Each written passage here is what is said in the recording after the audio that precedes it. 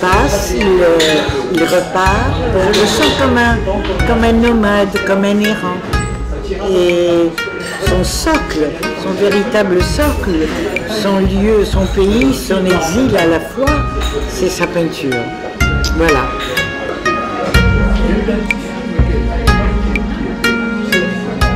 Et ce café, là, ici, vous l'aimez beaucoup. Pour quelle raison? Parce que il est là, il se situe, c'est ça, entre mon atelier, la maison et mon atelier. Donc c'est juste au milieu. Vous aimez donc beaucoup les cafés et vous avez aussi beaucoup fréquenté les brasseries de Montparnasse, oui, comme le Select, le oui. Dôme, la Rotonde, la Coupole. Est-ce que vous pouvez nous raconter un petit peu l'ambiance qui régnait dans ces brasseries il y a une vingtaine, même ne serait-ce qu'une vingtaine d'années? Oui, de plus que... Oui, même plus que il y a 50 ans presque. Oui. J'étais fréquenté souvent à la Coupole et Select. Oui, j'étais souvent au Select. J'ai rencontré Datkin, par exemple. J'étais chez son atelier de Datkin. Maintenant, ça devient un musée, je crois. Vous avez beaucoup fréquenté le monde littéraire, notamment Jacques Derrida, Marguerite Duras, Michel Foucault. Oui, Duras, c'est elle qui a fait mon texte de premier catalogue. Il a écrit le texte sur mon travail. Il n'est pas très loquace, il ne parle pas beaucoup. Je me dis parfois il a la discrétion des Japonais. Mais en même temps, ça fait partie de sa nature. Il doit penser à sa peinture quand il vient. Il arrive, il salue tout le monde et puis il s'en va. Mais je sais qu'il retourne à son boulot. Voilà.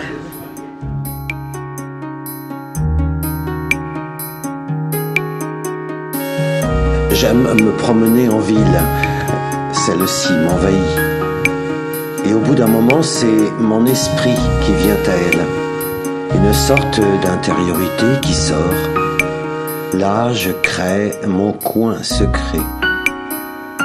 C'est un endroit où la vie quotidienne devient plus forte, plus dynamique. Car je ne suis ni japonais, ni français. Je suis un déraciné. Vous êtes multicasquette, on va dire. Vous êtes peintre, sculpteur, chorégraphe, photographe, j'en oublie? Je travaille avec des chorégraphes, plusieurs. Mais dans mon cas, ce cas-là, je fais une sorte de décor. Je fais la peinture et puis après j'ai demandé au chorégraphe de danser sur mon travail. Sur votre travail, d'accord. Un peu renversé. Vous définissez avant tout comme peintre, je suppose. Je suis peintre, oui. Oui, avant tout comme peintre, même si vous touchez à beaucoup d'univers. Oui. En tant qu'artiste, quelles sont vos principales sources d'inspiration? Je ne sais pas. J'ai essayé de profondir pour mon intérieur. Oui. Comme ça, plus en plus profonde. Comme ça, je peux sortir l'extérieur. C'est ce que j'ai essayé. Je m'intéresse beaucoup au underground. Oui. Comme Minotaure, Alice, comme vous avez dit, il y a Labyrinthe, dans lequel moi j'aime bien s'amuser de cette situation compliquée. D'accord. Bah oui, il y a le fil d'Ariane, oui, le labyrinthe d'Alice, le labyrinthe du Minotaure. C'est une notion qui vous est très proche. Oui, oui. Moi j'aime bien l'aventure. Oui. Moi, je connais bien moi-même, donc j'ai envie de rencontrer quelque chose de plus... des choses que je ne connaissais pas. Vous aimez vous surprendre en quelque sorte. Voilà. C'est ça. Et vous amusez aussi, je crois. Je m'amuse beaucoup. Oui. Mais en même temps, il y a des choses très très dures aussi, évidemment. C'est pas comme ça, quoi. Souvent, mes amis, surtout ma femme, qui me dit souvent à qui vous êtes comme l'enfant, quoi. C'est ça, c'est ça. Mais comme tous les hommes, non? mais toi, quand je travaille, je suis content. Quand je expose l'extérieur, il y a énormément de problèmes. Il y a du stress. système est incroyablement difficile. Vous votre travail, c'est ça? J'ai envie de montrer mes travail. Ça, c'est notre plaisir. Mais la société n'est pas assez dure pour moi. Elle est trop dure pour vous, c'est ça? Oui. Quel est le moteur principal dans votre vie? Qu'est-ce qui vous fait bouger? Qu'est-ce qui vous anime? C'est celui-là. Celui-là qui est moteur. C'est-à-dire un peu côté animal, quoi. Oui. Réalité. Côté femme aussi, côté homme aussi.